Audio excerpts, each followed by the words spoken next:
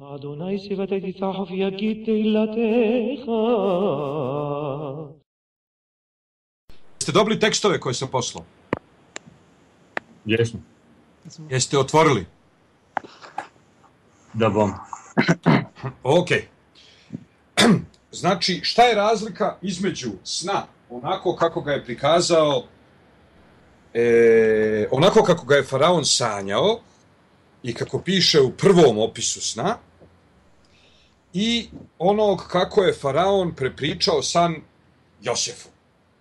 Na koncu konca, pošto se ovde faraon sjećao sna, i to nije bilo kao u knjizi Danijelovoj, u kojoj je car zaboravio san, pa je interpretator sna dokazao svoju sposobnost interpretacije sna time što je uopšte jedini znao šta je car sanjao.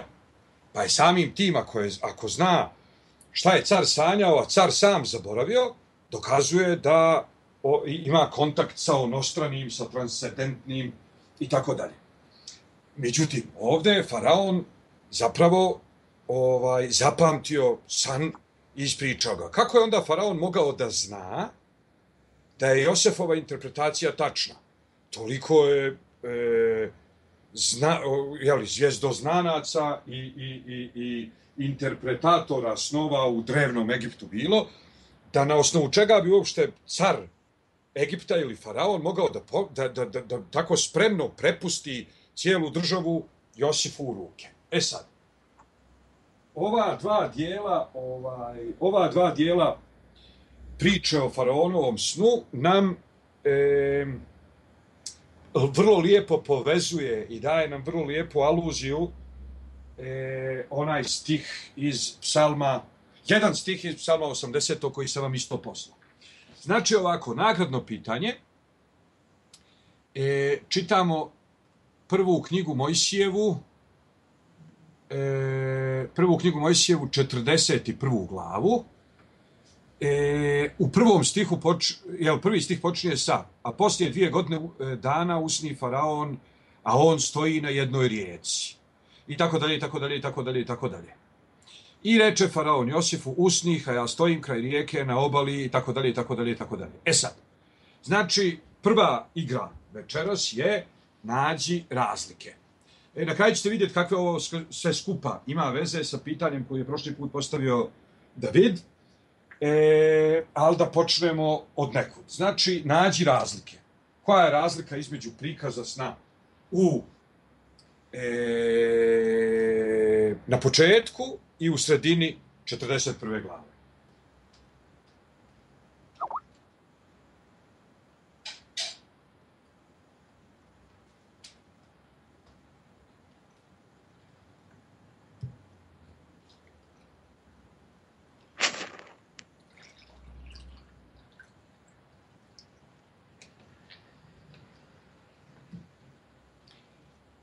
Sačkat ću ja još malo.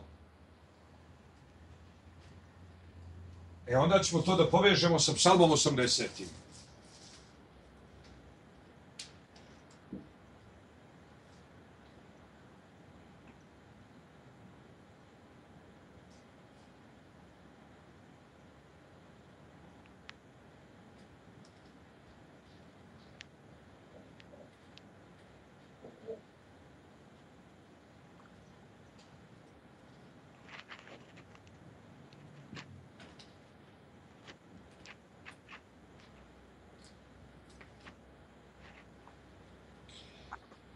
Ima li kogod?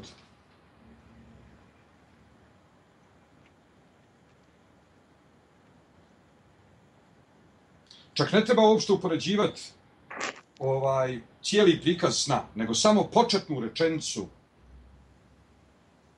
na početku glave i kad faraon to prepričava Josifu, odnosno Josefu.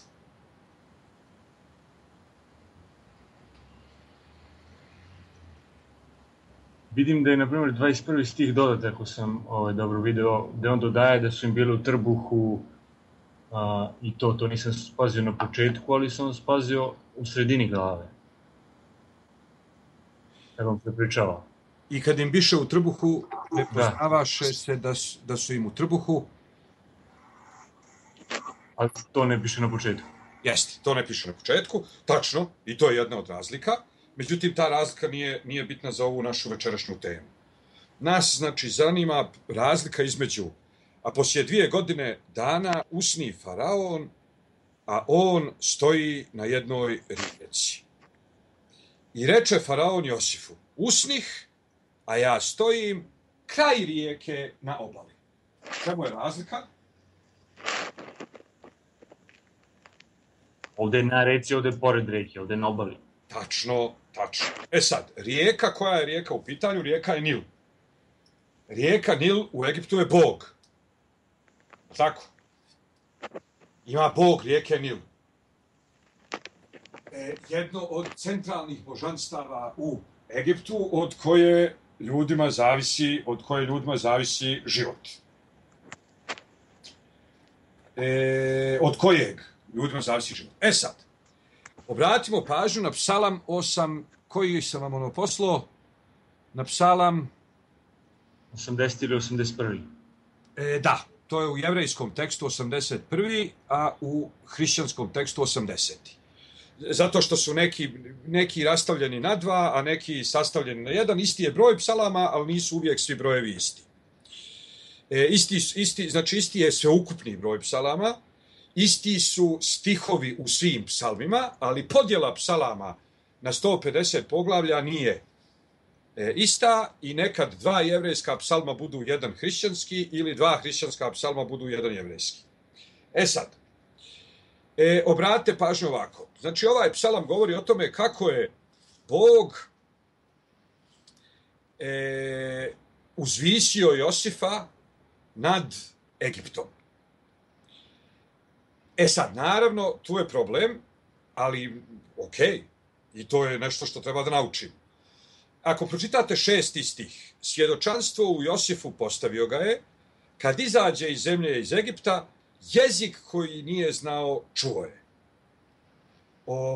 Sad, prvo i osnovno, sam je ovaj tekst ezoteričan, što ukazuje na to da prevodiocu i nije bilo baš pretjerano jasno šta prevodi.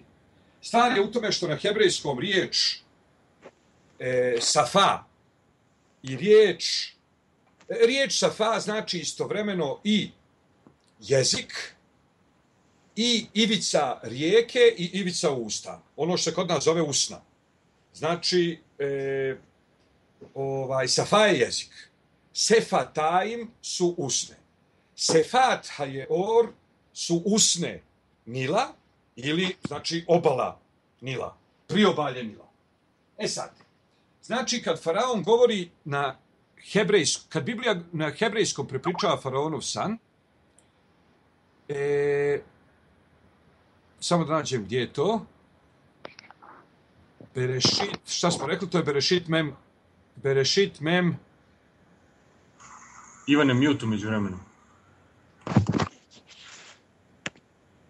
Berešit mem alef. Samo da ga nađem. Evo ga. Kaže ovako, vehimi kečena tajm jamim, u paroho lembe i neomed, ala je ovo. Znači, ja se pitam na hebrejskom.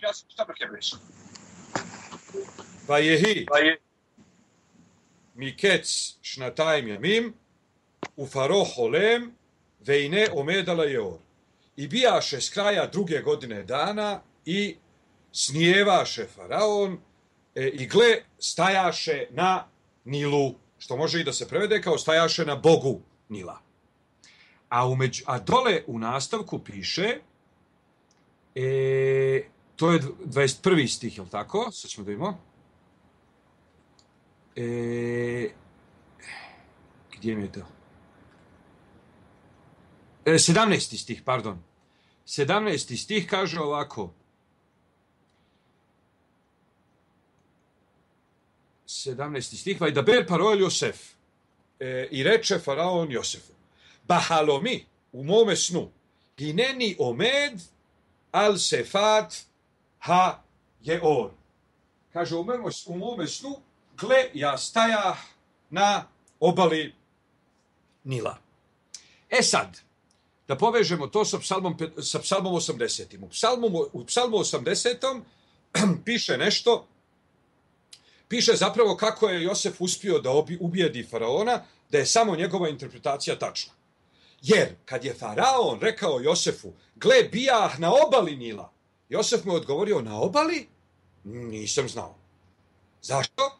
Zato što je Josef u viziji vidio da je faraon usnio san u kome on stoji na Nilu. Jel razumijete? I znači kad je faraon počeo da mu priča san, Josef je ispravio faraona i rekao, nemoj mi uljepšavati san. Faraon kaže, usnio sam kako stojim na obali rijeke, a Josef mu kaže, na obali? Taman te, molim vas, nisam znao. Sad kad povežem, znači, gdje to piše u ovom psalmu? Gdje u srpskom prevodu piše jezik koji nije znao, čuo je. U hebrejskom originalu ne piše jezik koji nije znao, čuo je, nego piše obala. Nisam znao. Hajde da čujem. Sefat, loja dati, ešma. Sad, to naravno ne može biti jezik, jer ne može, zato što postoji genitivna konstrukcija, semihut. Znači, jezik je safa. Sefat je ili Sefat Micraim, jezik Egipta, ili Sefata Jeor, obala Nila. Sad, fali nam nastavak koji treba da dođe u genitivnoj konstrukciji Sefat plus nešto. U prvoj knjizi Mojsijevoj se to pojavljuje kao Sefat ha Jeor. Sad, pošto faraon dodaje ovo Sefat, u originalnom snu je pisalo ja stojim al ha Jeor, stojim na Nilu, a u svom prepričavanju sna Josefu, on kaže al Sefata Jeor, na obali Nila, i Josef mu na to kaže, na obali? Nisam znao, hajde da čujem. Sad, s čim nam sve to skupa ima veze? Obratite pažnju na 28. glavu prve knjige Mojsijeve, kad Jakov usnije san i kaže i usni, 12. stih, a to ljestve stajahu na zemlji, a vrhom ticahu u nebo, i gle, anđeli Božiji po njima se penjahu i slažahu. I gle, na vrhu stajaše Gospod. Sad i ovo je pogrešan prevod, jer u hebrejskom ne piše na vrhu stajaše Gospod, nego piše i gle, svrh njega stajaše Gospod, i ti onda ne znaš da li se svrh njega odnosi na Sulam, što je merdevina na hebrejskom, ili se odnosi na Jakova. Znači, iz samog pšata, iz samog jednostavnog značenja riječi u Tori, nije lako dokučiti da li Bog stoji na Jakovu ili Bog stoji na merdevinama. Sad, mudraci Izraela, međutim, uporedili su ove dvije priče i došli do jednog interesantnog zaključka, a to je griješnici stoje na svojim bogovima, a pravednici, njihovi bogovi, stoje na njima. Sad, šta to znači? To znači da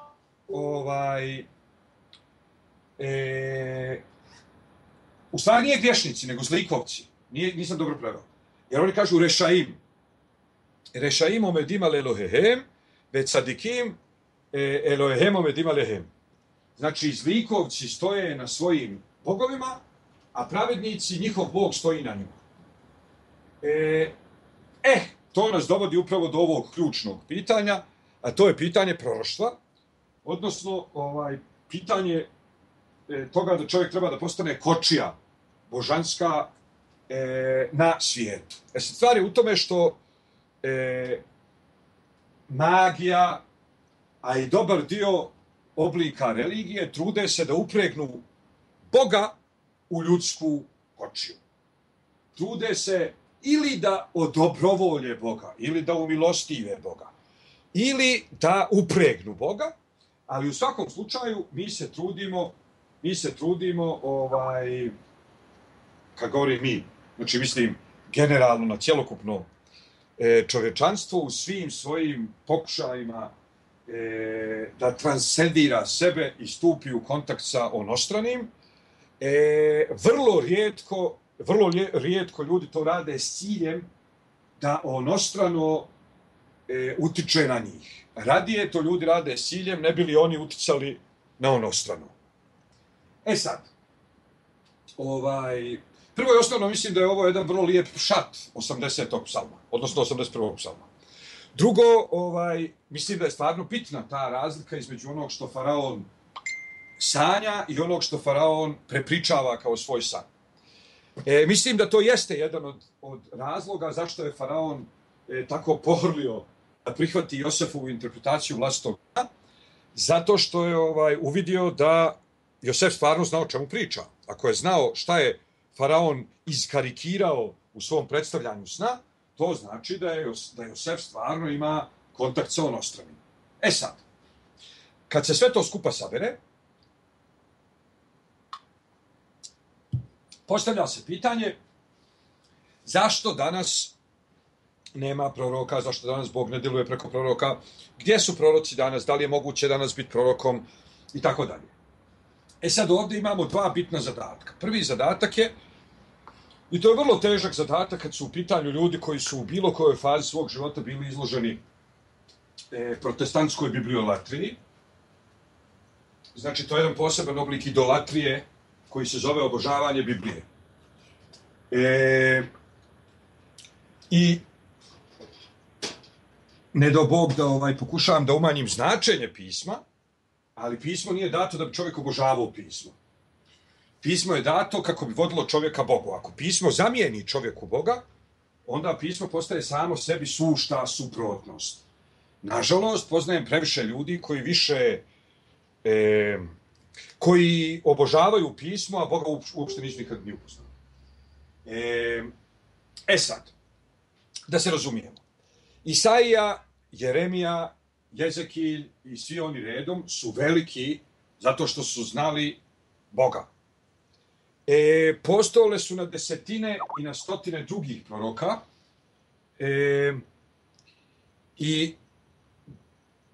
pa dodajte i Devića, evo viče, i ja sam tu. Vidim, ali nešto nije, dodajem ih evo razgovor, ali nešto nije do njihovog interneta, jer ne znam. Aha. Dobro, sad, znači postojale su na desetine i na stotine drugih proroka koji ili nisu napisali knjige, ili su napisali knjige, a te knjige nisu dospjele do nas. Sad, ono što je ključni nedostatak protestantske teologije, kad je u pitanju Biblija, je to što protestanti s jedne strane zabacuju kompletnu jevrejsku usmenu tradiciju, a s druge strane prihvataju jevrejsku Bibliju. Jevrejsku Bibliju kanon jevrejske Biblije su napravili isti ti rabini, čije usmene tradicije vi ne želite da prihvatite. Znači, kanon nije pao s neba, nego su postojale knjige unutar naroda koje su se držale svetima. Onda su u jednom momentu sveti arhijevrejski sinod Jerusalimskog hrama, da to tako nazovem, je sjeo i razlučio šta da i šta ne. Znači, neke knjige koje su imale upitne teološke poruke su ostale izvan kanona. A neke knjige koje moraš da dubiš na glavi da bi se dosjetio kakve uopšte metafizičke poruke one imaju, tipa Pjesme nad pjesmama, koja izgleda kao zbirka lijepih narodnih svatovaca, ja mojoj mladoj i moj mladoženja meni. Sad šta hoću da kažem? Prvo i osnovno znači, nije postojao nikakav proces uključivanja biblijskih knjiga u kanon koji bi bio bogokontrolisan, tipa stavi se knjiga ispred oltara, na oltar se prinese žrtva, pa se vatra diže, pa se dim diže direktno u nebo i samim tim znamo da je Bog prihvatio knjigu u kanon. Mislim, bez da se izmišljam. Ili da se pita u Rim i Tumim. Ne, nego su mudraci Izraela sjeli i rekli ova knjiga nam se sviđa, ova knjiga nam se ne sviđa. I još se posvađali oko toga. Pa je bilo rabina koji su htjeli da isključe pjesmu nad pjesmom iz kanona. Pa je ustao Rabi Akiva pa je rekao, sva su pisma, misli se na sve ono što spada u spise, u 3. dio Biblije, sva su pisma sveta, a pjesma nad pjesmama je svetnja nad svetnjama. Nadalje, x puta u Talmudu se donose stihovi iz vankanonske literature. Zato što rabini citiraju uredno, serbez, knjige o Makabejcima i tako dalje. Knjigu Sirahovu. Zašto? Zato što kad je Sanedrin nešto izglasao, recimo sad ovako, recimo da smo, znači prije nego što je kanon zatvoren i zaključen,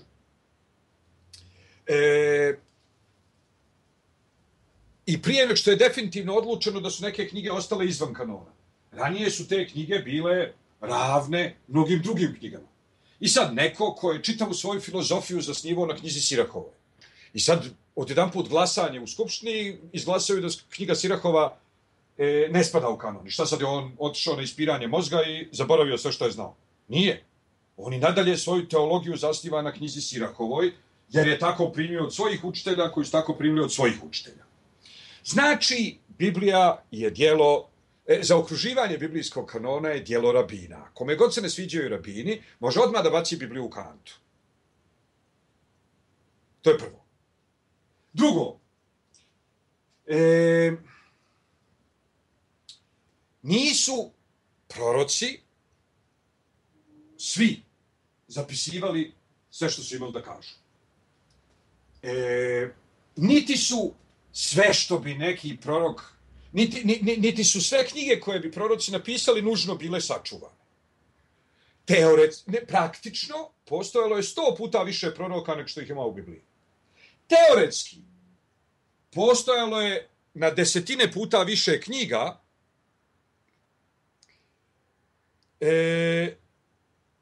nego što postoji u današnjoj Bibliji. Sad, kako je došlo do toga da baš Isaija bude sačuvan, a da neki tamo nije bitno Adonija ne bude sačuvan? Kako je došlo do toga da Miha i Cefanja i Zeharija budu igra slučaja? Uostalom, ko je zapisao, postojale su daleko veće šanse da se sačuva nego ko nije zapisao. Većina proroka nije zapisala. Sad, iz toga može da se izvuče klasični protestantski pogrešan zaključak. A to je, sad ja uopšte ne znam otkud protestantima ta ideja da je Bog bdio nad Biblijom. Jer da oni pričaju samo o Tori, kao recimo Samarićani, ili kao recimo ne mogu sad da sjetim koje još grupe se zasnivaju samo na Tori. I nema u stvari, jer Karajti priznaju cijeli Tanah. Da, znači, recimo, da protestanti pričaju samo o Tori, kao Samarićani, pa još i Bože pomozi. Jer nisu Toru skrojili rabini. Ali Nevim i Ketuvim su skrojili rabini. Iz već postojeće svete literature. Kome god se, znači, ne sviđa rabinski autoritet. Znači ovako, pitaš protestanta, da li ti priznaješ rabinski autoritet? Kad kaže ne priznajem rabinski autoritet, kažeš mu zašto čitaš proroke i spise? Sad, idemo dalje. Šta sam pokušao da kažem da je klasični protestantski pogrešan zaključak? To je da ostali proroci su imali vizije vezane za njihova vremena, a ovi proroci koji su zapisani, oni su imali vizije vezane za buduća vremena. Samim tim, dakle, više nema nikakve potrebe za prorocima, jer je cijela istorija svijeta napisana unaprijed i od danas do smaka svijeta sve je unaprijed već zapisano u Bibliji. 3 primjedbe na to. Nema smaka svijeta. Nije bilo i neće nikad biti. To ja. Ne čekamo nikakav smak svijeta. Kad dođe Mesija, isto neće biti smak svijeta. Bog je stvorio svijeta, postojao. Nije ga stvorio da bi ga smakao. To je A. B.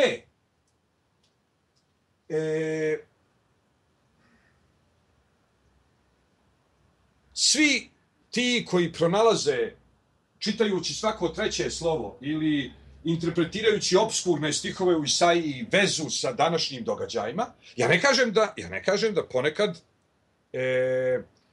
ja ne kažem da nije najavljeno obnavljanje države Izrael, ali je ono najavljeno u vrlo opštim crtama i bez datuma. Iz prostog razloga što evo ja sad mogu da najavim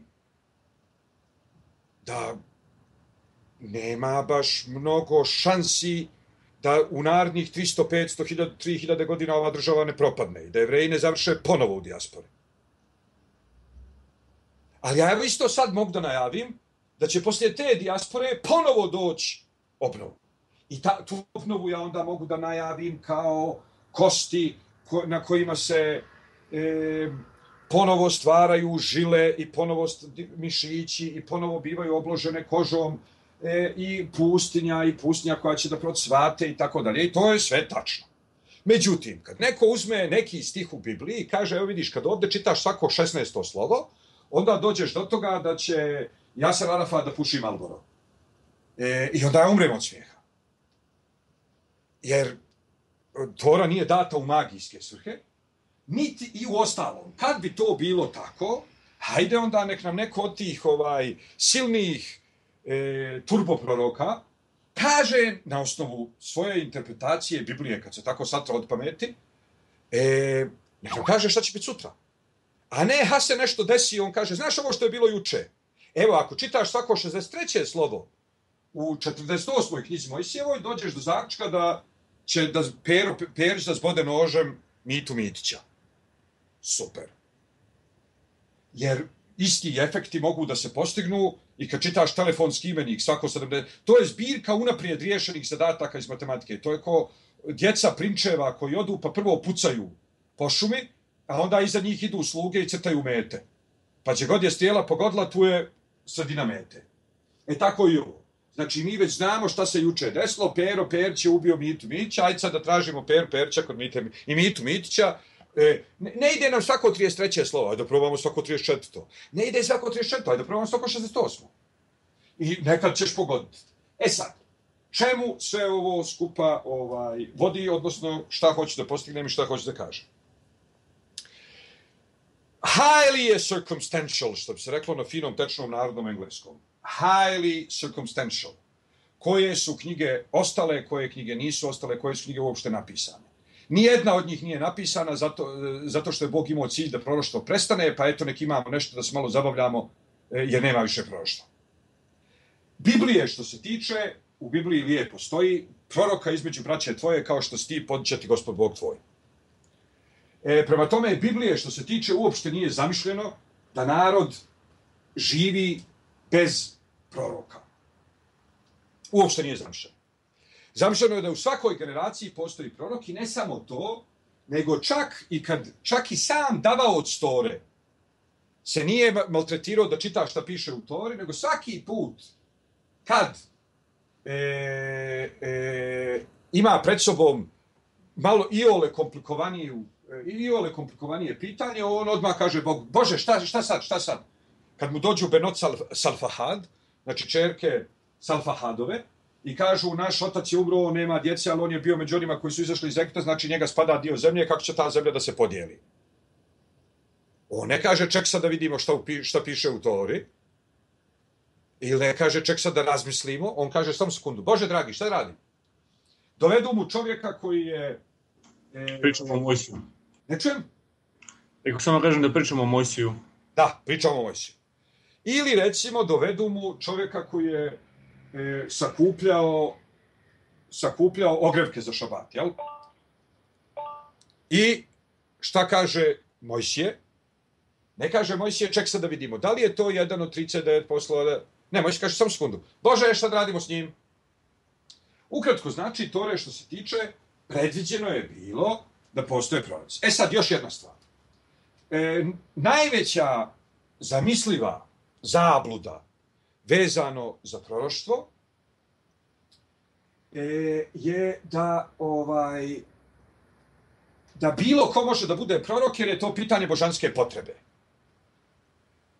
Znači ovako, Bogu trebaju cigare i onda Bog pogleda s neba i vidi ko je najbliže do trafike. I sad, najbliže do trafike neka krezava baba, najbliže do trafike malumni klinac, najbliže do trafike zidar Meho. Bog pogleda ko je tamo, kaže, Meho, haj molim te. I onda dođe Meho u trafiku i kaže, poslao me Gospod Bog tvoj i rekao je, idi kupi cigare. Sad, ne ide to tako. Jer kad bi to išlo tako, onda bismo mi, kad stvari ne bi zavisle od stepena razvoja tranzistora, od stepena razvoja onog ko je čuo božansku poruku, onda bi kamenje govorilo po Božoj potrebi. Što se Bog uopšte maltretirao da šalje Isaiju, kad može poslati papagaja. Što se zevzečio s Jonom, kad može poslati zmiju, guštera, krušku, jabuku, dinju. Pošto Bog nikad nije poslao krušku, jabuku, dinju, pošto Bog nikad nije poslao guštera, komarca, patku, to znači da postoji nešto kod ljudi što omogućava proroštvo. To nešto se zove snage duše i među prvima je razum. I to je upravo ono zbog čega nema čaplji proroka, a ima ljudi proroka. Sad. Sljedeća, znači prva greška koja se može napraviti vezano za proroštvo je to da se misli da prorok može biti bilo ko, jer je to pitanje božanske potrebe. Druga greška koja se može napraviti vezano za proroštvo je da se napravi redukcija proroštva na njegovu socijalnu, na socijalne reperkusije, socijalne aspekte proroštva. Apsolutno nebitno. Apsolutno nebitno. Svijet, ljepota svemira je u tome što iako mi trajemo samo 70 godina, iako nas ima milijardi, svako od nas ima iluziju vječnosti i ima mogućnost ličnog odnosa s Bogom. Znači, mi smo relativna kategorija u kontaktu sa apsolutnim. Stoga, dakle, ne može se praviti utilitaristički redukcionizam proroštva. Kad bi postojao samo jedan čovjek na svijetu i taj jedan čovjek na svijetu bio u kontaktu s Bogom, on je prorok. Taman kad ne bi imao s kim da podijeli svoje proroštvo. Sad, proroštvo znači, ponavljam, nije društvena funkcija, nego je stepen u ličnom razvoju. To što osoba koja dostigne taj stepen u ličnom razvoju može, a ne mora da obnaša društvenu funkciju, to je potpuno drugi par opanaka. To je kao pitanje da li je svaki komunista bio komesar u partizanskoj jedinici. Nije. Ali da li su svi komesari u partizanskim jedinicama bili komunisti? Jesu. Ok? Znači, ne mora svako osviješten da bude komesar, ali svi komesari su osviješteni. Da to tako formuliše. Sad, s obzirom na činjenicu, dakle, da žabe ne mogu biti proroci i s obzirom na činjenicu da prorocima ne trebaju ljudi, dolazimo do zaključka da je prorok stepen ličnog razvoja. Sad se postavlja pitanje da li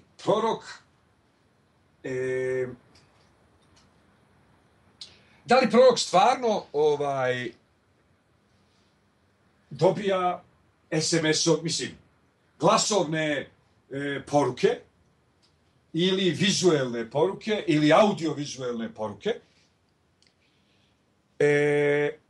ili u njemu stasava određeno saznanje,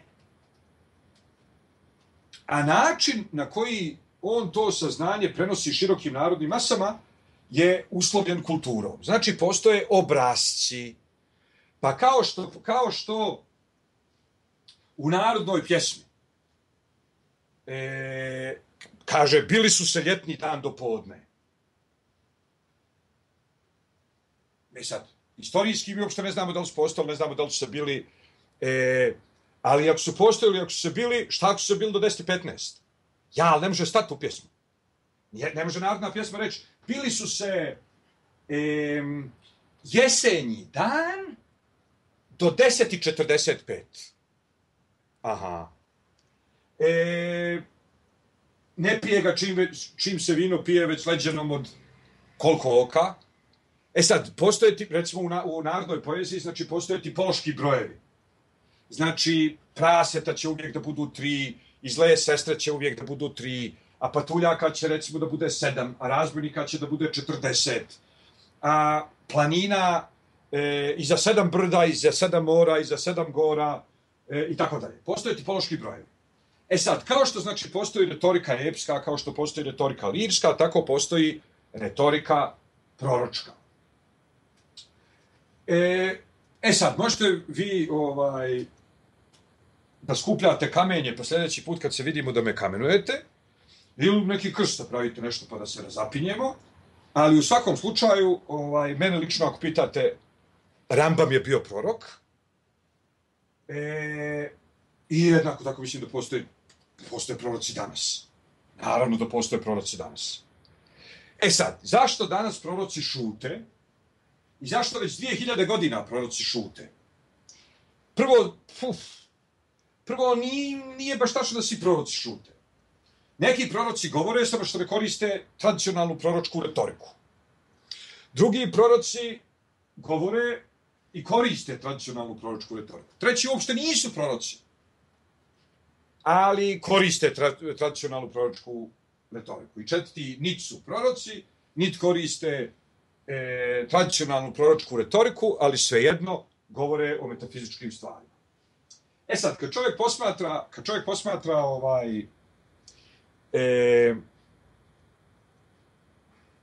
nedostatak metafizičkih grešaka u kompletnom Rambamovom opusu, ne može da se odupre dojmu da se radi o čovjeku koji je apsolutno spoznao Boga. Sad, Rambam, međutim, nije koristio proročku retoriku, nego je napravio upravo suprotno. Kompletnu proročku retoriku je pokušao da prevede, kompletnu dotad postojeću proročku retoriku je pokušao da prevede i pretoči u filozofske termine i koncepte.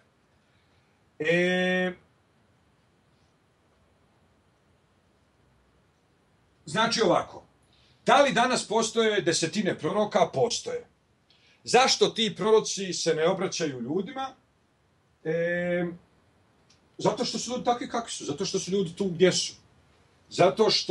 Zato što... U principu šta je to prorok? Prorok je samo Tesla ili Einstein teologije, ništa drugo. Prorok je Tesla teologije. Prorok je Einstein teologije. Prorok je Mihajlo Pupin teologije.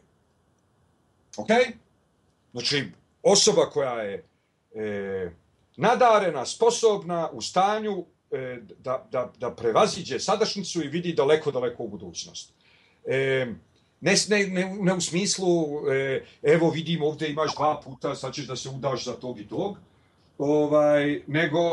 nego u smislu da su u stanju da sagledaju svoju civilizaciju, da vide kuda stvari vode i da vide šta bi moglo, smjelo i trebalo da se desi iza toga. Da skratim cijelu priču, proroka nema zato što nije proroka nema. Proroka ima, a proroštva nema zato što nikom ne treba. Kome treba proroštvo? Kome treba proroštvo?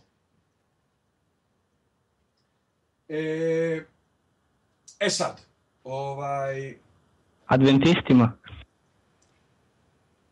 Ne, ni njima ne treba proroštvo. I kod njih je bilo mrtvo 2000 godina, onda stigla jedna iz groba, zvala se Elena White, i odmah poslije nje su ubili mogućnost da postoje bilo kakvi drugi proroci. Čim se pojavio onaj Uriah Smith i kako se zvao onaj treći, iste sekunde su mu rekli, ma ti prorok! Šta ti je bilo? Pa samo Elena White. Ojelo, Jelena. Sad, u islamu, dževa, što ne priznajemo Muhameda, ali Islam ne priznaje nijednog drugog proroka koji bi se eventualno pojavio iza Muhameda. Zovu ga pečat proroštva. Sad, čovječanstvo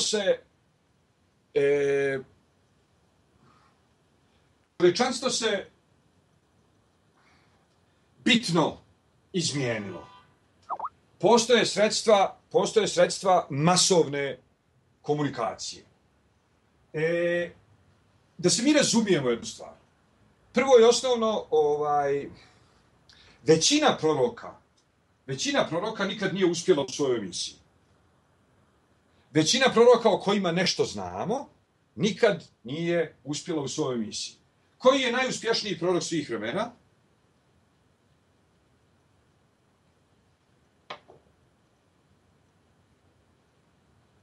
Ko je najuspješniji prorok svih vremena? Mojsije. Ne. Mojsije čak sebe nije uspio da dovede u zemlju obećanu.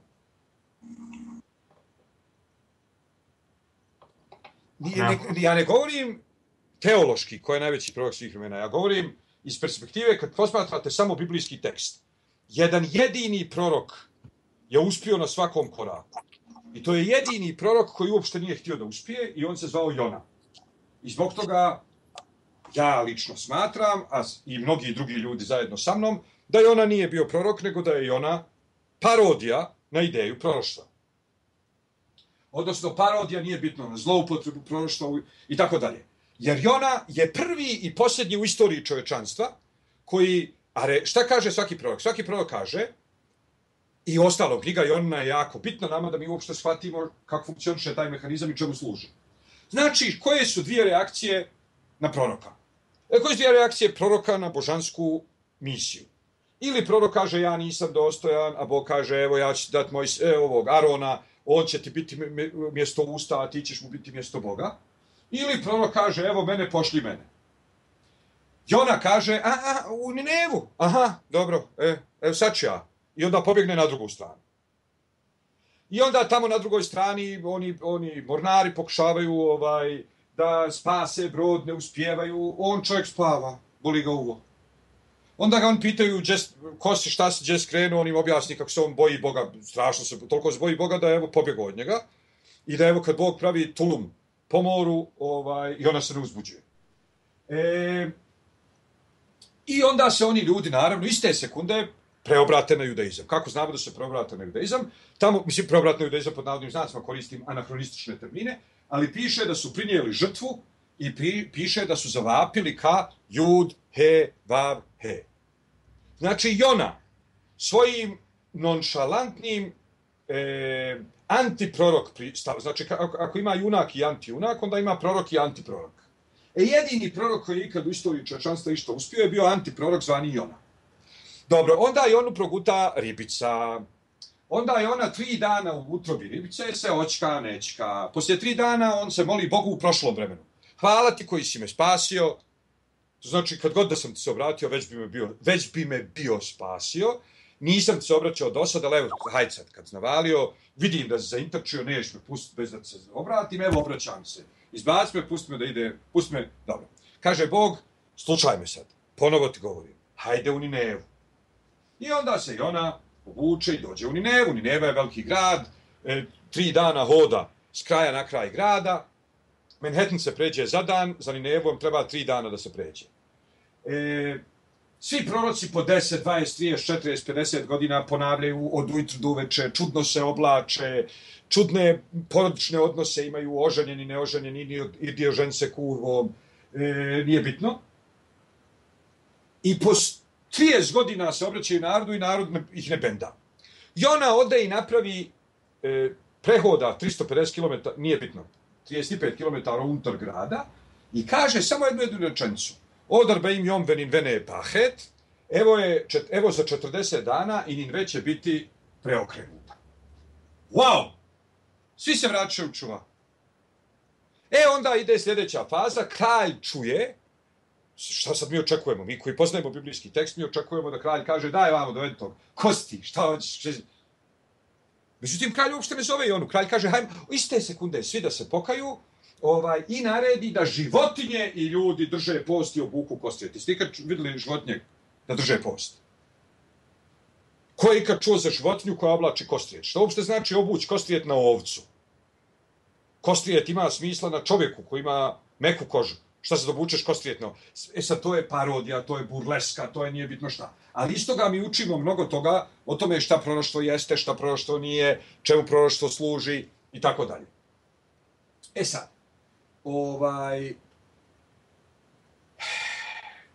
da li je stepen razvoja koji čovjeka čini prorokom danas moguć? Jeste. Da li danas postoje proroci? Vjerovatno. Gotovo sasvim sigurno. Gotovo sasvim sigurno. Da li ti proroci preuzimaju na sebe tradicionalnu ulogu proroka? Očigledno ne.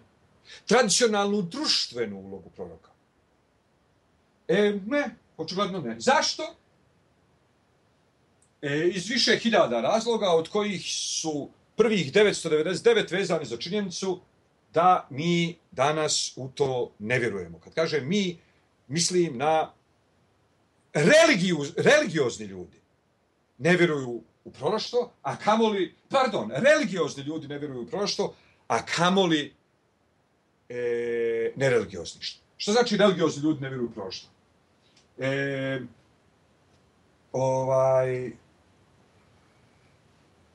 Ljudi vjeruju u okamenjene tradicije. Ljudi ne vjeruju, ljudi imaju averziju prema bilo kakvim harizmatičnim pojavama, prema bilo kakvim pojavama koje dovode u pitanje strukture, hijerarhiju. Šta sad? Ti si prorok. A mi? Svi mi rabini i oni čiji su očevi bili rabini, čiji su djedovi bili rabini i vladike i mitropoliti i članovi Svetog arhijerejskog sinoda i sve što si ti da spojaviš 25 godina ti kažeš sa mnom je govorio Bog. A s nama? Sad ukratko, to je civilizacijski moment, to je kulturološki moment. Znači, mi smo de facto kao ljudski rod obezvrijedili, obesnažili, devalvirali. Danas, ali to nije samo danas, ali danas posebno, otiđi i reci, rekao mi je Bog, iste sekunde će da te institucionalizuju. Ima ona divna priča kad kaže umro je Archbishop of Canterbury i predsjednik vlade koji treba da predloži kraljici koga da imenuje za Archbishopa novog, razgovara sa ministrom vjera. I kaže mu, dobro, koji su nam kandidati? On kaže, evo imamo ovog, on je završio Oxford, stručnjak je za poredbenu semitsku gramatiku, evo imamo ovog, on je završio Cambridge, stručnjak je za nije bitno ljudska prava, evo imamo ovog i tako dalje. Kaže on, ovaj sa semitskim jezicima mi se učinio interesantnim. Kaže ministar vjera, da, ali znate, s njim imamo problem. On čovjek stvarno vjeruje. Sad, ja ne kažem da većina tradicionalnih vjernika ne vjeruje. Većina tradicionalnih vjernika vjeruje. Bilo da je Muhamed bio prorok, bilo da su apostoli, ne znam ti šta, bilo da je Mojsije govorio s Bogom. Ali većina savremenih vjernika ne vjeruje u mogućnost da se to desi njihovom komšiji. Jednostavno ne vjeruje u mogućnost da se to desi njihovom komšiji. I ljudi iste sekunde krenu da ismijavaju bilo koga ko tvrdi bilo šta tog tipa. Što znači? Sad da se razumijemo. Prvo i osnovno. Da li je proroštvo prvenstveno socijalna kategorija? Nije. Proroštvo je prvenstveno individualna kategorija. Da li proroštvo može sobom da nosi socijalne posljedice? Može. Da li može da ne nosi? Može. Evo, dokaz u prilog toj tvrdnji, ne nosi, danas ne nosi. Sad, zadnji put, u judaizmu je, da se mi razumijemo, recimo u vrijeme Šabetaja Sevija, desetine i stotine ljudi u judaizmu su proricali i ponašali se kao proroci u biblijska vremena i ljudi ih doživljavali kao biblijske proroke. Što znači da ta mogućnost postoji zapretana, ne može se reći da je ona 2000 godina bila mrtva. Postojali su, znači, tu i tamo veliki napadi ili izlivi proroštva u post-biblijskom pa i u dijasporičnom judaizmu. Da li je moguće da se to danas desi? Evo, sad je 9 sati, imamo još 3 sata da se to desi danas, moguće. Da pače, u nekad u budućnosti će sigurno ponovo da se desi, iz prostog razloga što je to civilizacijsko-kulturološka stvar. Kad se pojavi kritična masa, kad se pojavi dovoljno ljudi za koje je to relevantno, onda oni svi počnu da vježbaju na tu temu i da se... To je proroštvo, socijalni aspekt proroštva ne mora nužno da bude bitno drugčiji od socijalnog aspekta naučne karijere. U kom smislu? Onog momenta kad bude dovoljno ljudi koji će međusobno... Alo? Pogubi se nešto. Čujemo se. Znači, onog momenta kad se pojavi dovoljno ljudi koji će međusobno da se bodre, takmiče i služe jedni drugima kao referenca. Uostalom, mi znamo, piše u knjigama Samuilovim, piše da kad je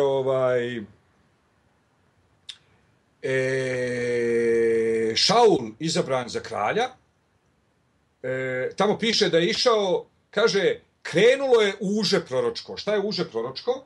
Uže proročko je grupa mladića koja meditira zajedno sa prorokom ili koja proročki šegrti. Znači, proroci su imali svoje škole u kojima su se mladi ljudi koji su imali sklonosti, afiniteta, ljubavi i tako dalje, za takve stvari, oni su provodili vrijeme s prorocima i oko proroka, imitirajući njihov način funkcionisanja, ubijajući njihov mentalitet i tako dalje. Sad, znači da za rehabilitaciju socijalnih aspekata proroštva je potrebno da se stvori grupe ljudi koji će, jer sve što je socijalno tako funkcioniše. Sve što je socijalno funkcioniše tako da treba da ima 10, 15, 20, 30, 50, 100, 500, 1000, 5000, milion ljudi koji igraju određenu igru da bi ta igra zaživjela i urodila plodovima i nekom bila relevantna. Sad, da li će oni među nama koji su već proroci da se uključe u tu igru kad ona počne? To je potpuno pitanje njihovog ličnog karaktera. Oni među njima koji su altruisti će možda htjeti da pomognu tim mladim ljudima. Oni među njima koji su egomanijaci će možda htjeti da stanu na čelo tih mladih ljudi. Oni među njima koji su introvertni će iste sekunde da se povuku i pobjegnu u svoju sobu. I tako dalje. Prema tome, proroci su, što se tiče ličnih karakteristika, isti, brate, koji svi ostali ljudi. Tako da imamo proroka kolerika i proroka sangvinika, proroka sklonih depresiji i proroka sklonih ekstazi. I tako dalje. Ukratko, da skratim cijelu priču, proroci postoje do dana današnjeg, proroštvo kao socijalna igra ne postoji više, zato što neće.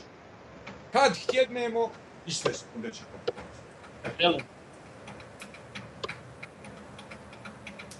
To je to. Samo se neki razine. Cele...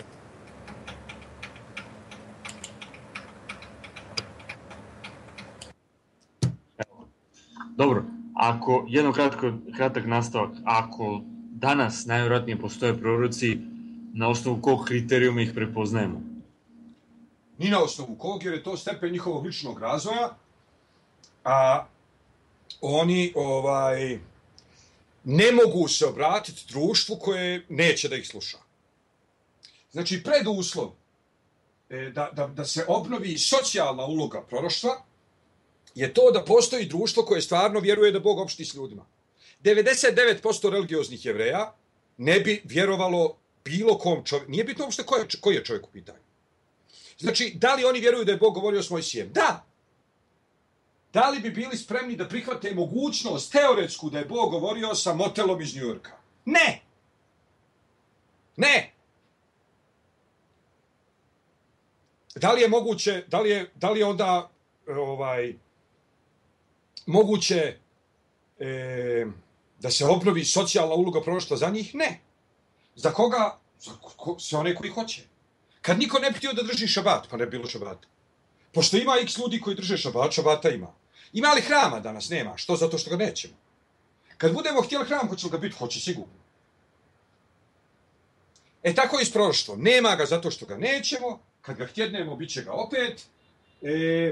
Ne mislim da će u dogledno vrijeme, to je fascinantno, ali je to tačno.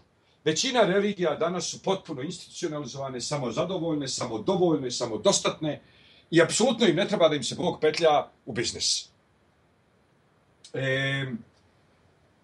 Bilo kakve harizmatične pojave i šta ja znam, 99% vjerskog leadershipa na njih gleda s podozrenjem, sa daleko većim ubjeđenjem da su... Znači, prije ćete naći, to je fascinantno, prije će ateista koji uopšte ne vjeruju u Boga, saslušat nekog ko tvrdi da je s njim pričao Bog, nego predstavnik zvančne religije, nego predstavnik bilo koje zvančne religije. Ateista koji vjeruje da Boga nema, još uvijek će prije da sasluša priču nekoga s kim je pričao Bog, nego neko ko teoretski vjeruje da Boga ima, teoretski vjeruje da Boga priča s ljudima, praktično zna da je to danas nemoguće i da kogod to tvrdi, on je lažov i šarlatan. S obzirom na činjenicu da je to stav, to je naša priori stav. Znači, bilo ko da se pojavi i kaže sa mnom je govorio Bog, mi ćemo da ga ismijemo na pasja preskakava. Znači, šta znači kako ih prepoznajemo? Nikako ih ne prepoznajemo, jer oni ako su iole pametni, sakriju se. Znači li to da smo, to jest da je čovečanstvo gurnuvši ustanovu proroštva na same, pa ne margine, ajde da kažem, u neki sarkazam, samo sebi pucalo u nogu? Jeste, iz prostog razloga. Sad, da se mi razumijemo, postoje raznorazne harizmatične pojave i postoje, i na koncu konca nije Einstein i nije Newton tako bitno drugčiji od proroštva. Jedno je na teološke teme, drugo je na političke teme, treće je na socijalne teme, četvrto je na, nije bitno, energetske ili ne znam kakve teme. Ali daleko je bliži prorocima Einstein i Tesla nego bilo koji vjerski službenik. Ok? Sad, pucali smo sebi u nogu s jedne strane, s druge, međutim, strane, ja mislim da je naše društvo danas puno bolje, čak i bez proroka, nego što je bilo Isaijino društvo sa sve Isaijom. Kad uzmeš, znači, opšti prosjek, kako ljudi žive, koliko je pravde, prvo i osnovno, uzmi koliko ljudi uopšte postoji. Od tih ljudi koji postoje, koliko ljudi ima priliku za intelektualni razvoj. Koliko ljudi ima priliku da nauči da čita i da piše, da bude u susretu sa naukom i mudrošću.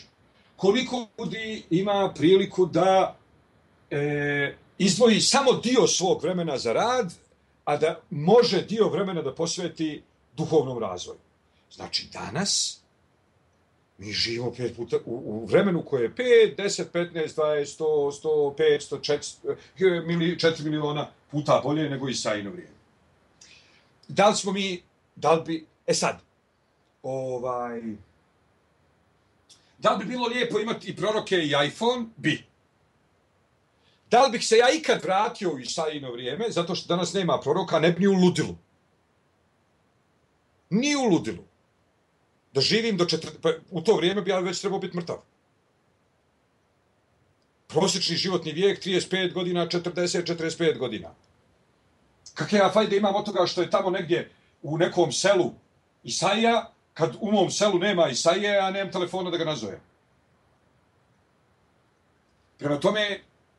Prema tome, čovečanstvo gubi određene instrumente, razvija druge instrumente, pa onda restaurira stare instrumente, pa ih onda restaurira nakaradno, pa ih onda restaurira bolje nek što su bili.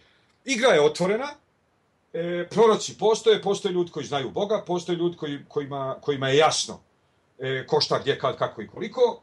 Čovječanstvo trenutno gaji veliko podozrenje prema mogućnosti savremenog kontakta sa onostranim. Znači, na papiru 70-80% čovječanstva vjeruje da postoji kontakt sa onostranim. Bog je razgovarao s Mojsijem, nije bitno sa Isusom, sa Muhamedom, nije bitno s kim. Istovremeno, overwhelming majority u čovječanstvu vjeruje da to se ne može desiti tebi. Sad, jesmo li se pucali u nogu? Jesmo malo. Ali jesmo li drugu nogu zato super turbo nabildovali? Jesmo. Jel ne valja danas? Nije valja, tačno valja. Valja. Bolje nek što ikad bilo. Eto. Hajmo dalje. Samo na kraju, a za to kako dostići nivo proroštva ili postati, jel te, Božja kočija, kako kaže Rambam, upućujemo ljude na vodič zabludnelih, ili? Ne upućujemo ljude samo na vodič zabludnelih, upućujemo ih prvenstveno na držanje micvot. Držanje micvot je jedan od finih načina da se razviju. Da li je moguće postati prorok bez micvot? Naravno. Prvi proroci opisani u Bibliji postali su proroci bez micvot. Da li je postignut daleko veći nivo i kvantitativno i kvalitativno u proroštvu nakon davanja micvot? Jeste. Zašto? Zato što micvot očigledno uspijevaju da izbaždare čovjeka. Prvo, postoji nešto što se zove podvrgavanje ega. Kroćenje ega. Prorok, da bi mogao da govori u ime Boga, on mora da bude objektivan, odnosno mora da ne bude subjektivan. Drugim riječima, on mora da bude neko ko vidi dalje od svog nosa. On mora da bude neko ko ne misli svojim polnim organom ili svojim stomakom ili nije bitno čim. Sad, da li micvot kod svih ljudi izazivaju isti efekat? Ne izazivaju. Ali, da li je moguće to postići bez micvot? Jest. Da li se to najbolje postiže sa micvot? Da. Da li se to uvijek postiže sa micvot? Ne, naravno da ne. Ali, znači, upućujemo ljude na to da putem obdržavanja propisa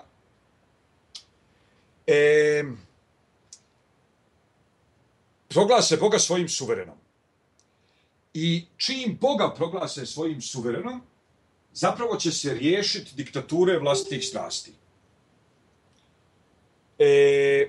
Nije Bogu uopšte stalo do toga da mu budemo robovi. Da mu je stalo do toga da mu budemo robovi, on bi pricnuo dugme i svi bi vikali hvalimo te Bože, pricnuo drugo dugme, svi bi vikali psujemo te Bože, pricnuo treće dugme i uništi nas sviju. Služba Bogu ne služi Bogu. Služba Bogu služi nama. Ko služi Bogu, ne služi sebi. Da li je dozvoljeno da čovjek služi sebi? Naravno da je dozvoljeno. Bog te stvorio da ti tražiš šta ćeš. Ali ako služiš sebi, ne vidiš dalje odnosa. Ako služiš Bogu, možeš, a ne moraš da se izdigneš iznad sebe. Prevazilaženje samog sebe je ne. Ima jedno divno mjesto u Vajkra Raba. To je Midraš na 3. knjigu Mojsijevu. Sad ću pokušati da ga nađem ovdje gdje je trebalo da mi ukući, samo sekundu. Kaže ovako. Znači, čekaj, gdje je to?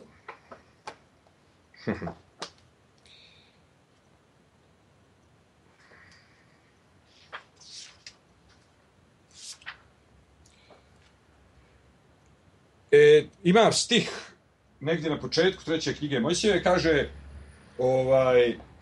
Elu mitzvotaj va asitemotam. Ovo su moje zapovijesti i njih činite. Jedan rabin na to kaže, jer se to može prevesti, taj biblijski stih se može prevesti, on je dvoznačan, višeznačan. Može se prevesti kao, ovo su moje zapovijesti i vas činite. I sad on kaže,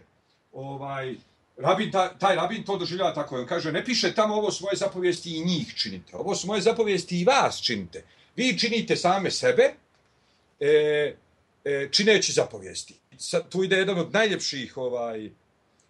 od najljepših vrhova rabinske misli. Taj rabin kaže, male, kaže, ako budete držali zapovijesti, male ani alehem, keiluša site betacmehem. Kaže, ako budete držali zapovijesti, ja ću da vam to računam kao da ste sami sebe stvorili. Kapirate? Ja ću to da vam računam kao da ste sami sebe stvorili. Sad, znači mi upućujemo čovjeka na zapovijesti, jer su zapovijesti te koje mu pokazuju da ne može uvijek šta se njegovom stomaku hoće, nego se kontroliše hrana. Ne može uvijek šta se njegovom polnom organu hoće, jer se kontroliše kad se liježe, s kim se liježe, koliko se liježe i tako dalje.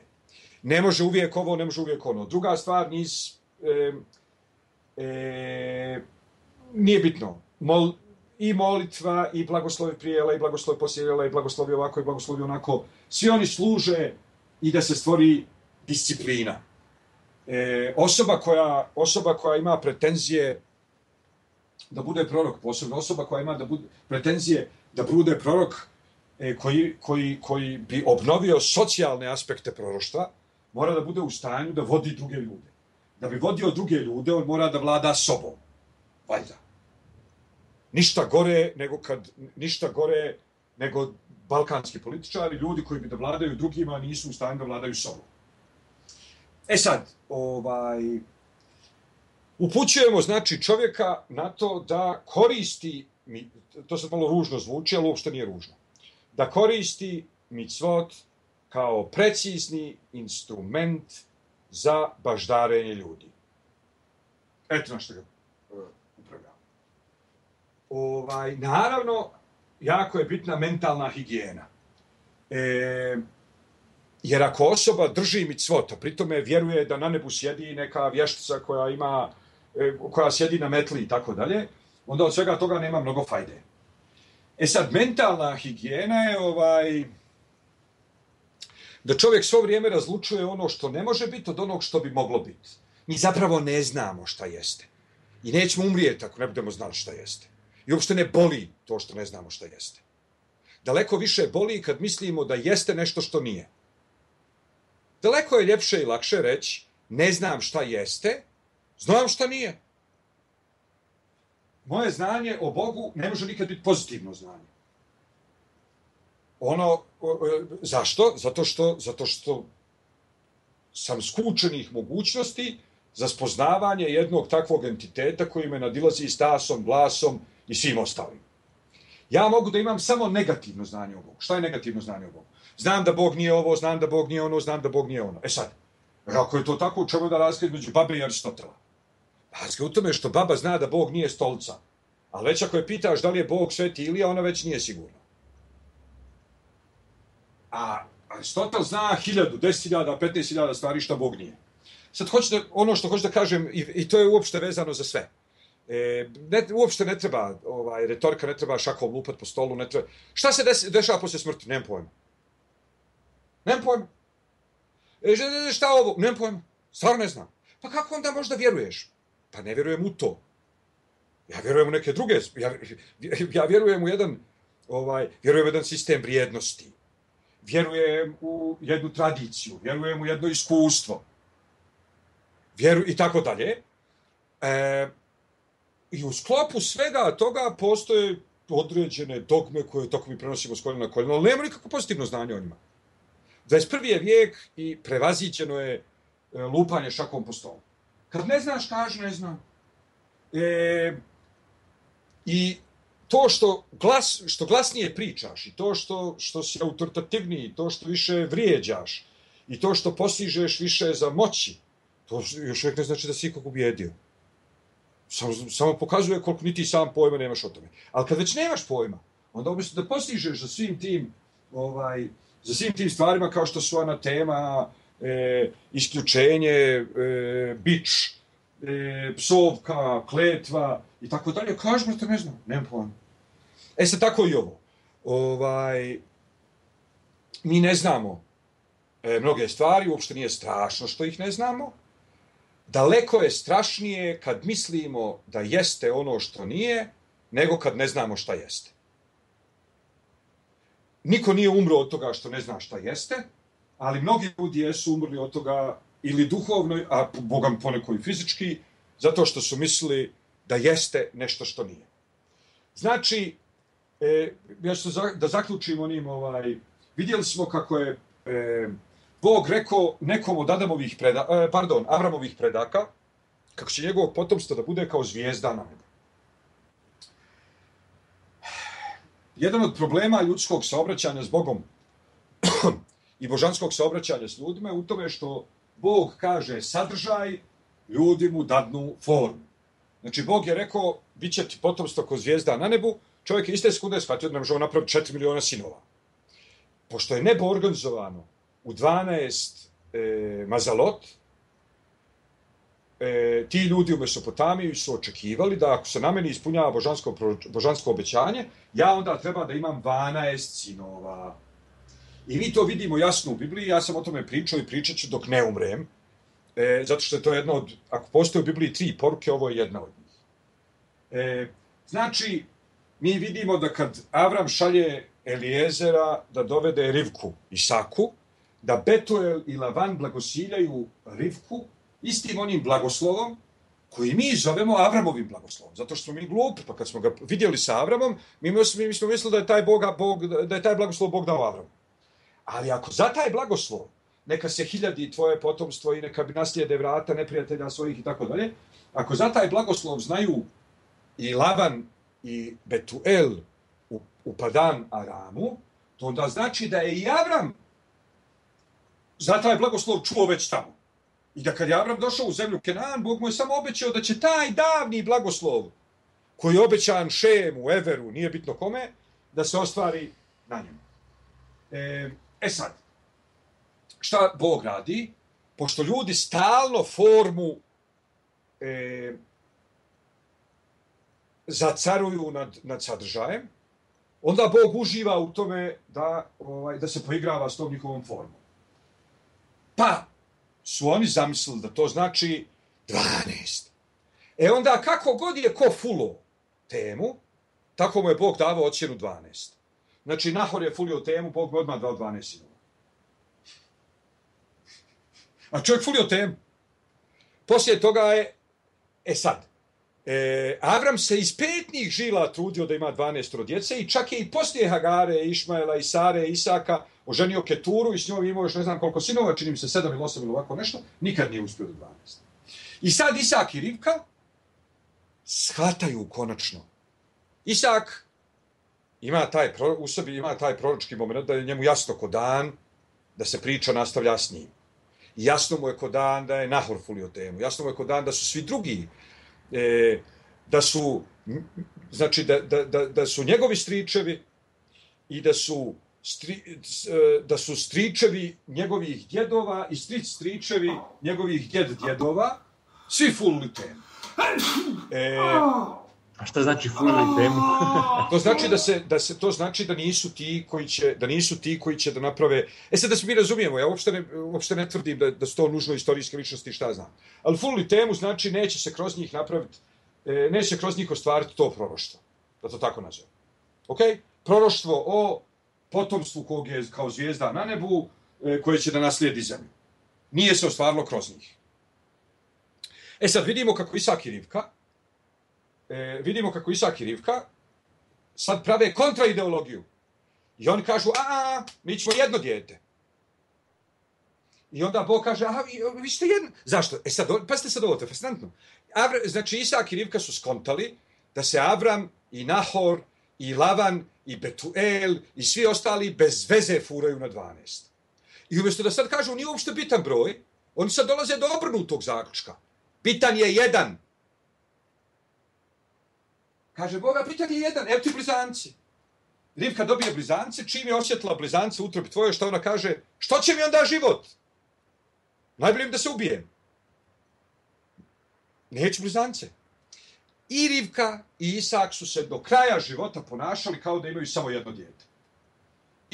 Isak se pravio da Jakov ne postoji, a Rivka se pravila da Esav ne postoji, što je opet jedna divna priča o tome, o ljudskim ograničenostima. Sad, Jakov dobija 12 djece. Ali Jakov je Isakov sin, nije on direktni Avramov sin. Jakov uopšte nije bio obuzet idejom da ima 12 djece, Jakov je Isakov sin, Jakov se ponaša da postoje samo Josef i hajde, može malo Benjamin. Ostali sinovi njega ne zanimaju apsolutno. I onda se proroštvo, ne proroštvo, nego proročanstvo, ostvari upravo kroz njega. Sad ono što suma sumarum, kad se sve skupa sabere i oduzme, postoji znači sadržaj i postoji forma. Proroštvo je ruku na srce isto jedna forma. I Bog te sadržaje koje je svojevremeno davo ljudima kroz proroke, nama danas može da dadne kroz Zuckerberga, Facebook, Ujedinjene nacije, ili nije bilo. Znači, ne vjerujem da je Bog tradicionalista koji kaže u mom selu, ne znam ja što je traktor, u mom selu ima plug i mi to plugom. Sad, očekiva da Bog kaže, ne znam ja što je to, u mom selu ima prorok, hoće se proroka, može prorok, nema proroka, ništa. Prema tome, ne bih ja projektovao na Boga, ne mislim ja da sad Bog sjedi na nebu i plače što mi nećemo da obnovimo proroštvo, niti mislim da je jako uznemiren, niti mislim da je njegov vlažni san da se obnovi neka teološka, metafizička, politička, ekonomska stvarnost kakva je postojala onda. Dapače, Bog je poprilično Amerikanac u pristupu, u smislu da voli nove stvari. Proroštvo kao stepen ličnog razvoja je nešto što teoretski može da postoji uvijek, praktično je teško zamislivo da bi ikad moglo da prestane. Će uvijek biti dovoljno ljudi koji su dovoljno upoznali Boga da su u kontakt, da jednostavno da su fine-tuned, što bi se reklo na engleskom, i da kapiraju, da su povezani, da su uvezani, da su umreženi. Ok? Da li bi bilo lijepo kad bi danas bila obnovljena socijalna kategorija proroštva, socijalni aspekti proroštva? Bilo bi. Da li Bog mora da čeka da se oni obnove ili može da djeluje putem Facebooka? Može da djeluje putem Facebooka. To je to. Bueno. Idemo onda na drugo povezano opšto pitanje, a nakon toga za kraće konkretna pitanje ko se javlja. Drugo pitanje ticalo bi se Boga van Bliskog istoka. Naime, van područja tog plodnog polumeseca na Bliskom istoku. Šta ćemo sa božanskim uplitanjem u tok istorije, u svet, za neke druge delove sveta kao što su Severna i Južna Amerika, Australija i tako dalje. Da li je moguće da je Bog tamo dao sasvim drugačije objave? Jeste. Da li je vjerovatno da je Bog tamo dao sasvim drugačije objave? Jeste. Da li su te objave za nas relevantne? Naučno da, kao možda se usporedi. Ali u principu ja sam na slično pitanje, odnosno nije, nego na potpuno drugačije pitanje dao sličan odgovor. Znači, jedan drug Amerikanac me je pitao, a šta ako se sutra otkrije da postoje drugi ljudi na drugim planetama koji imaju sasvim drugačiju kulturu? Ja sam na to odgovorio da nama zato uopšte ne trebaju druge planete. Mi na ovoj planeti imamo druge ljude koji imaju drugu kulturu, o kojima mi ne znamo dovoljno i oni o nama ne znaju dovoljno. Da li su oni Bogu jednako bitni kao i mi? Jesu. Da li je Bog mogao da ih zanemari? Jeste. Da li je morao da ih zanemari? Nije. Da li je vjerovatno da je s njima igrao neku igru? Jeste. Da li je ta igra ista kao naša? Nije sigurno. Da li je ta igra za nas relevantna? Ne pretjerano, ali možda bude interesantna. Ali u svakom slučaju, još se nije rodio taj koji će Bogu da kaže moraš sa svima da igraš istu igru. I Tora nikad nije u primisli nije tvrdila da ko nije upoznat s Torom ne može doći do Boga. Tora počinje s pričom o velikim i svetim ljudima koji nikad nisu čuli za Toru. Avram, Isak, Jakov, Josef. Nikad od njih niko nije čuo za Toru. Znači, toga što se tiče, Tora nije u fazonu nekih drugih religijskih pristupa koji su stotinama i hiljadama godina tvrdili da ako ne vjeruješ u A plus B jednako C, ne možeš biti spašen. Dapače, Tora čak uopšte ne zna šta znači biti spašen. Mi nemamo razvijenu teologiju na temu. Mi uopšte, sve stvari koje mi radimo, mi ne radimo zato da te ne bi pekli na onom svijetu i da ne bi pravili od tebe sataraš. Niti ih radimo zato da bi imali vikendicu s pogledom na rijeku na onom svijetu. Zapravo mi nemamo pojma o onom svijetu. I čak i religijske škole unutar judaizma u kojima je onaj svijet jako bitan. U smislu nekom, straha od kazne, nagrade i tako dalje. I kod njih je to samo teoretski. Praktično kad ih pitaš, ni oni nemaju pojma što se dešava posle toga.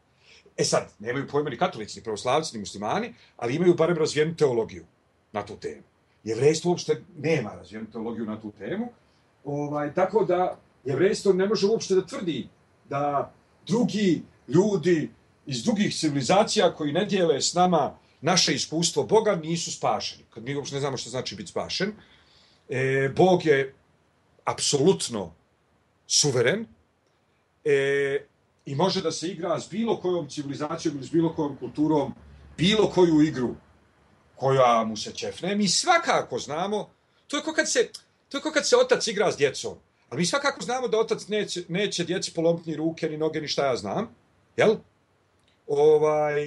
Nekako se oslanjamo na to da ako ih je već napravio, da ako ih je već hranio, da ako ih je već već vozio 100 km na sat da ih preveze u bolnicu kad su imali temperaturu 39 i tako dalje, onda mi uzmamo kao pozitivnu pretpostavku da kad se otac igra s djecom, pa čak i ako se dijete rasplače, mi uzmamo kao pozitivnu pretpostavku da otac baš nešto nije kriv, zato što većina otaca u većini vremena ne mrzi svoju djecu i ne iživljava se na njima i kad se igraju s njima, igraju se s njima za dobro djece. Naravno, to nije uvijek tačno, naravno, postoje roditelji kreteni i tako dalje, međutim, sve to Bogu ne pripisivo. Tako da Bog, kao dobri roditelj, s kojim god djetetom da igra koju god igru, mi znamo da ta igra nije na uštrb onog drugog djeteta i njegove igre, niti je na uštrb prvog djeteta s kojim se igra. Prema tome, sve je na dobro i sve je cool i ne mislim čak ni da je Bogu jako bitno da bilo ko je rođen u određenoj civilizaciji ostane u toj civilizaciji. Ne sviđa se ovde. Idi, brate, igraj s Indijanaca.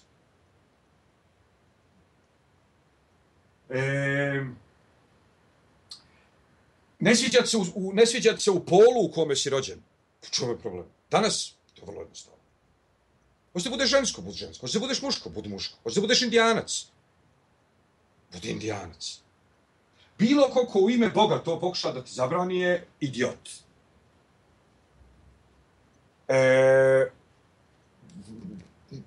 mi valjda vidimo Boga, mi vidimo kako funkcioniše njegov svijet. I mi vidimo da je to svijet koji je daleko sličniji, ajde da to tako nazovemo, prema zvuči glupo, ali je daleko sličniji liberalnoj tržišnoj ekonomiji nego što bi bio sličan kontrolisanoj socijalističkoj privredi. Znači, Bog ne pravi štanc, Bog je poprilično liberalan, sve je usmjereno na naše dobro, nećemo da nam bude dobro, ne mora, uopšte ne mora. To je to.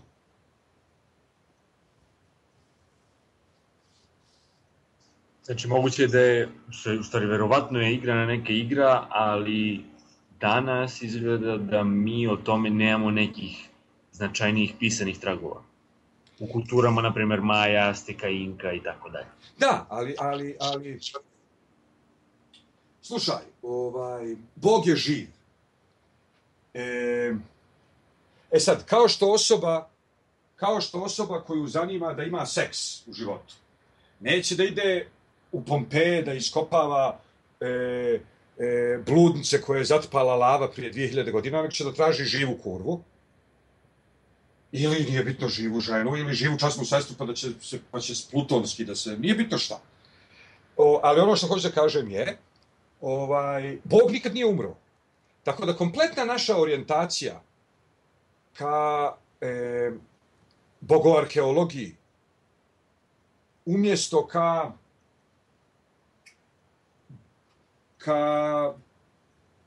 bogobiofiliji, da to tako nazovem, bogoživotoljublju, je malo pogrešna vizura. Znači, da je Bog u međuvremenu otišao na službeni put, ili umro, ili bolestan, ili umro i ja hoću da mu pomognem da vaskrsne, onda bilo jako bitno da ja uporedim šta je Bog rekao nama, pa šta je rekao Majama, pa šta je rekao Astecima, pa šta je rekao u Indiji.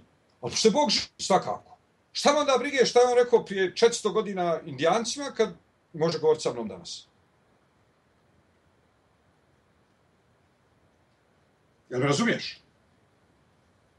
Sad, jedno od dvoje. Ili Bog ne može da govori, ili Bog jedno od nekoliko. Uopšte glupo je reći jedno od dvoje, ali ajde, zvuči onako, baš onako balkanski autoritativno. Kao postoje samo dvije mogućnosti, to je A ili B, ja ću da vam kažem to je A i gotovo. Nego jedna od nekoliko mogućnosti. Znači, ili Boga nema, ili Boga ima, ali ne govori s ljudima. Ili Boga ima i govorio je s ljudima i rekao je sve što je imao. Ili Boga ima, govorio je s ljudima, ali umeđu vremenu promukao. Ili Boga ima, govorio je s ljudima, ali umeđu vremenu omutavio. Ili Boga ima i on govori s ljudima ako ljudi hoće da ga čuju. Ja zaokružujem samo jedino i isključivo u zadnji. Sve prethodne su mi infantilne. Ali svako može sebi da odabere. Ja znam da bi x mojih prijatelja bilo duboko uvrijeđeno time što ja mislim da danas živi neki Isaija i što svodim Isaiju na nivo knjige koja je slučajno sačuvana. I što ne mislim da je Isaija sveukup božanskih odgovora na sva buduća pitanja.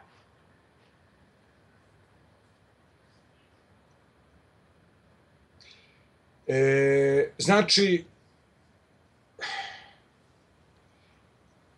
moj odgovor takvim mojim prijateljima je da je lopta kod njih, nije kod mene. Jer ako oni misle da je Bog prestao da govori, onda moraju da nam objasne zašto. Ja ne moram ništa da objašnjavam. Ja mislim da se nikad ništa nije promijenilo, da je sve isto. Bog živ ko što uvijek i bio, ljudi sposobni da se razviju ko što su uvijek i bili, neko se razvije s njim, Bog govori, sve divno, s tim što nema socijalnog aspekta proroštva, zato što prvi religiozni. Evo ti ići sad. Jer ti kad u Bibliji recimo, Šemuel čuje da mu se obraća Bog, jel? Ali on misli da mu se obraća Eli. I on trči kod Elija, prvosveštenika, i kaže mu šta si htio? Kaže, Eli, ništa, brate, spavam. Ovaj ode, vrati se u krevet, opet čuje Šemuel, Šemuel. On opet ode kod Elija i kaže, šta hoćeš? Neću, kaže, ništa, spavam, budiš me. On, ili ti kaže, jesi ti to čuo neki glas da te zove? Kaže, jesam. Pa kaže, kad ti se sljedeći put obrati, ti reci, sluša, Gospode, sluga tvoj. I onda se mali Šemuel vrati i čuje glas Gospodnji, koji ponovo kaže Šemuel, Šemuel, i njemu je jasno da to više nije. Njemu je sad već jasno da to više nije, da to nikad nije ni bio Eli. I on kaže, govori, Gospode, sluša sluga tvoj. Znači,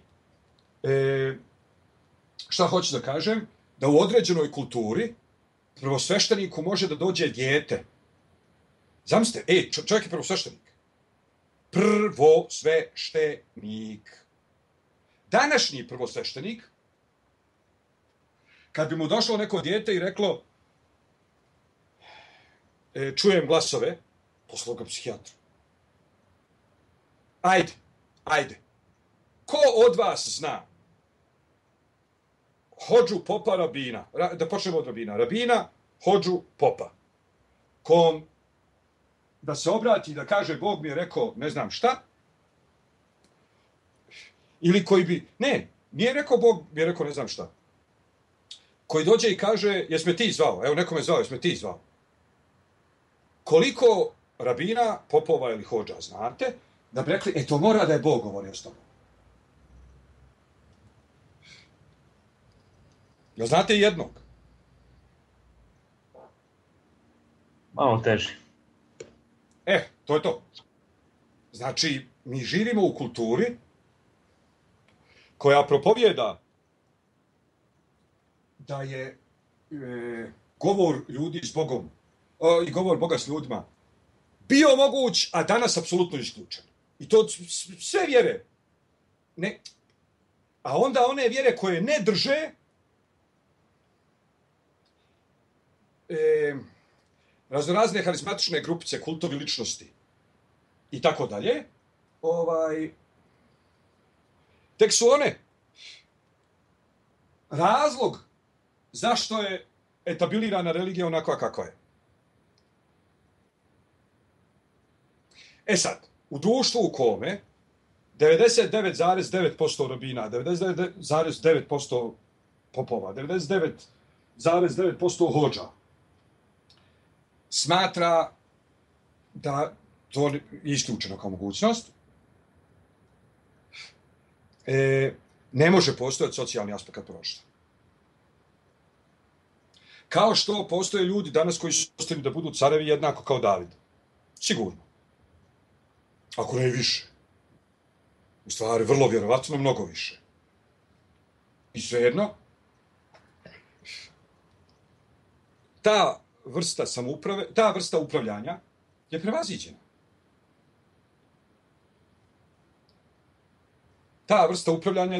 Sad da li ja kažem da je proroštvo, ne prorok, nego socijalni aspekt proroštva prevaziđeno, ne kažem da je prevaziđeno, samo kažem da je demode, a da će sutra možda ponovo biti u modi. I kaže, kako ono, ima stih onaj koji kaže, a u te dane zemlja će se napuniti poznanja Gospodnjeg, i svi će vući za rukav običnog Jevrejina na ulici i reći kako je rekao Gospod. Znači, proroci su prorekli da će u nekoj budućnosti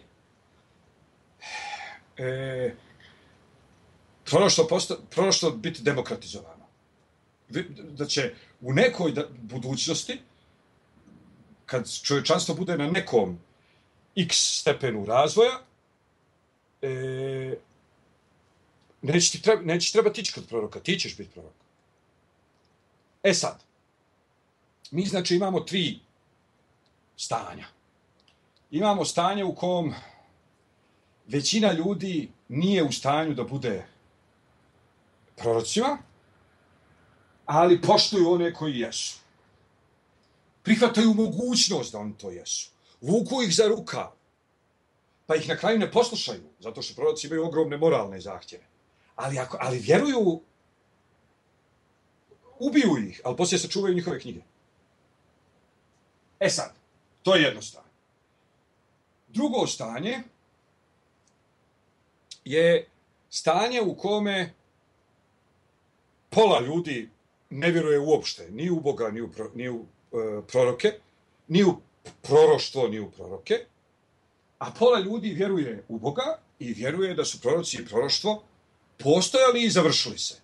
Završili se sa Zaharijom ili se završili sa Pavlom ili se završili sa Muhamedom ili se završili sa Jelenom White. Treća utopistička faza, koja očigledno još nije nastupila, a možda Facebook baš do nje dovede, je faza u kojoj će biti normalno da si prorok. Svaki čovjek će biti prorok.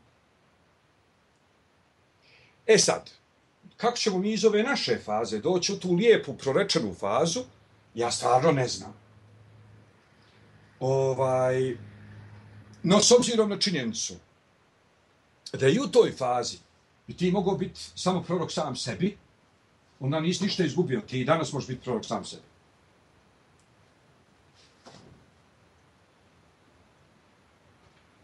Kapiraš? Da. E sad, ta faza je jedna od lijepih proročkih utopija u koju ja stvarno želim da vjerujem. Znači da će čovečanstvo u svom razvoju doći do takvog stepena da će ljudi da budu uključeni na Boga onako kao što su uključeni na internet.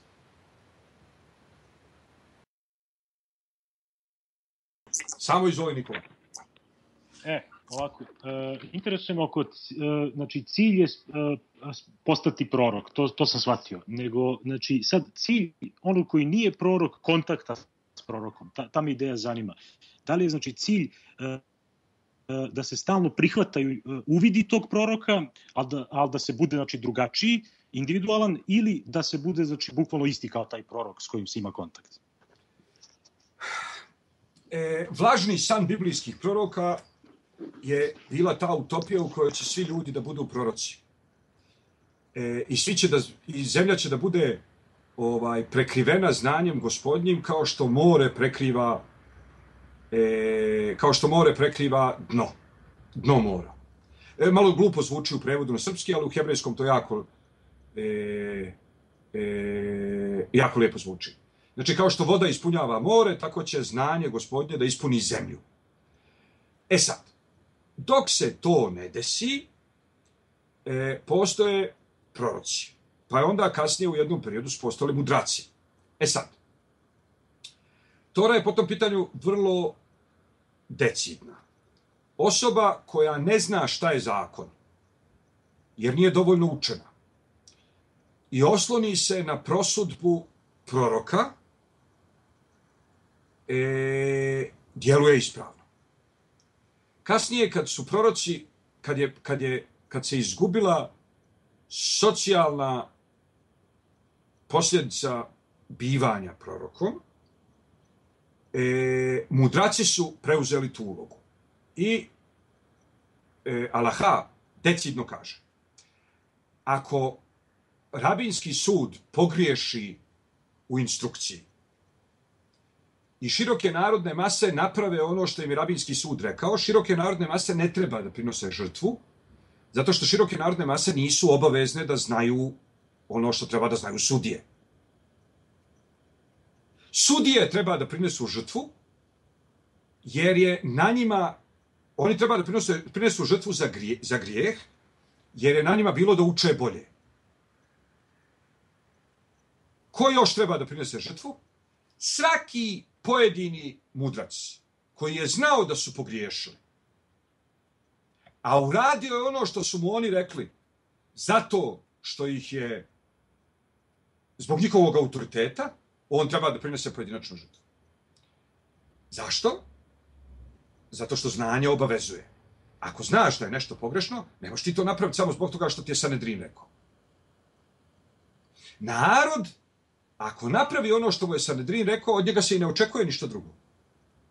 Stoga, dakle, ako Sanedrin kaže narodu nešto pogrešno, i ako narod to napravi, narod ne treba da prinosi žrtvu. Ali Sanedrin treba da prinese žrtvu.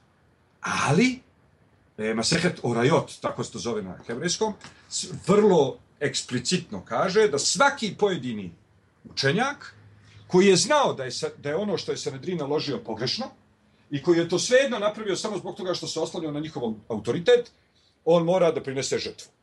E sad, jel se neko izgubio ili su se svi izgubili? Neko se izgubio. Alo? Neko. Nisu svi. Dobro, zato što kod mene piše sačekajte dok pokušavamo da obavimo povratni poziv. Nije bitno. Odgovaram još uvijek Nikoli. Znači, utopija je da svi budu proroci, dok se ta utopija ne desi. Postoji obaveza svakog pojedinca ili da bude mudrac, ili da sluša mudrace, ili ako ima proroka koji ostvaruju socijalnu funkciju proroka, da sluša proroke. Pošto danas nema proroka koji ostvaruju socijalnu funkciju proroka, ti nemaš obavezu da ih slušaš, pošto ih svakako nema. Ne kažem da nema proroka, nego nema proroka koji obnašaju socijalnu funkciju proroka. Da li postoje mudraci? Postoje. Utoliko je, dakle, obaveza pojedinca koji nije sam učenjak da slijedi učenjake. E sad, to ne znači da ti treba da pitaš učenjaka šta treba da radim sa svojim parama. To ne znači da ti treba da pitaš učenjaka za koga treba da mi se uda ćerka. Ne, ali u onim stvarima u kojima je zakon komplikovan, ti treba da se osloniš na njihovu stručnost, a ne na svoju nestručnost. Ok? Da, shvatio sam to. Da. Hvala che ci avete, non cos'è, non ce ne va, pro, e ci sarà